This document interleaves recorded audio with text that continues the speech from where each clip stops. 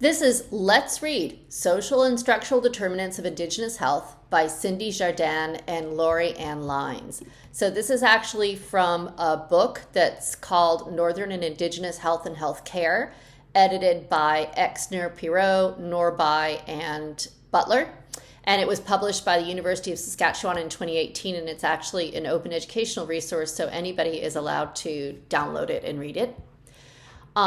You can go ahead and read the abstract, but we're going to start at the determinants of Indigenous health. Health is being increasingly recognized as much more than individualistic biomedical concept. Rather, it's also determined by social circumstances and contexts. These social determinants of health involve the conditions under which people live and work and include diverse factors such as income, education, stress, social marginalization, and food security. Deficits in the social determinants of health are considered the major underlying reasons for health inequities and inequalities between populations. In the Western world, using the social determinants lens is considered a relatively new and innovative approach to health and well-being. However, Indigenous people throughout the world have always known that health is a holistic concept that extends beyond individual behaviors and genetics. Social determinants of health in an Indigenous concept also include unique structural determinants such as history, political climate, economics, and social contexts. These determinants are premised on the importance of relationships, interconnectivity, and community. So it's very ironic that simply being Indigenous has been suggested to be a significant social determinant of health. For example, in Canada, Indigenous people are ranked lower in almost every direct or proximal determinant of health than non-Indigenous Canadians. Approximately 33% of Indigenous adults aged 25 to 54 reported having less than a high school education compared to nearly 13% of non-Indigenous population.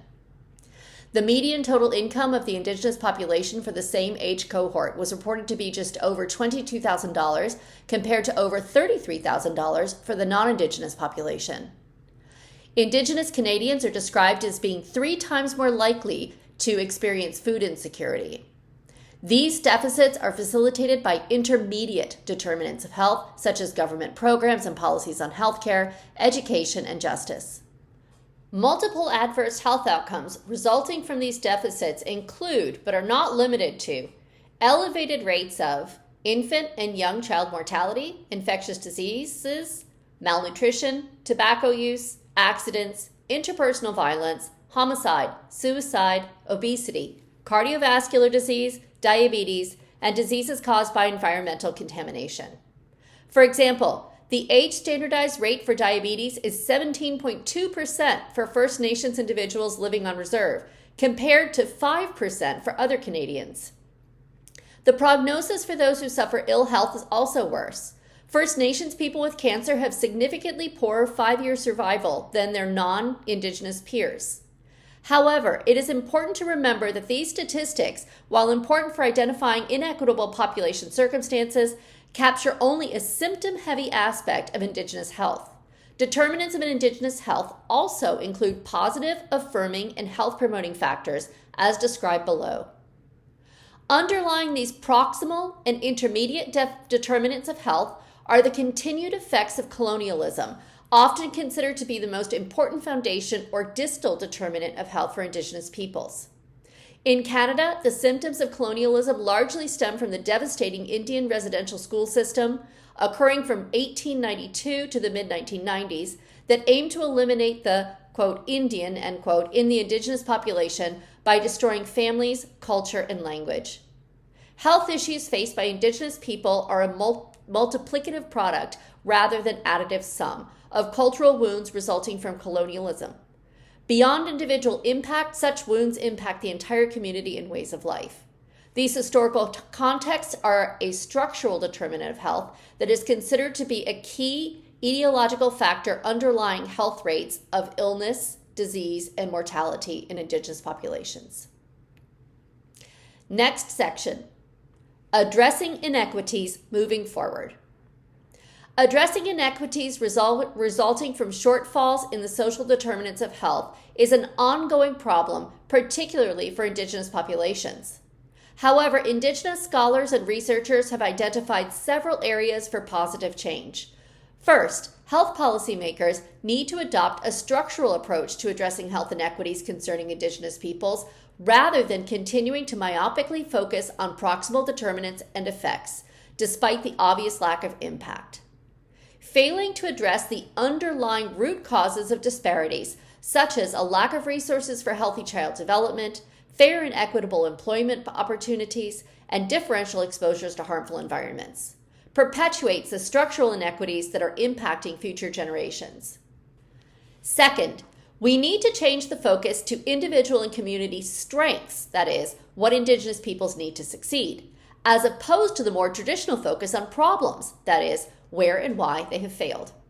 Strengths-based approaches are premised on empowering Indigenous peoples to create social change.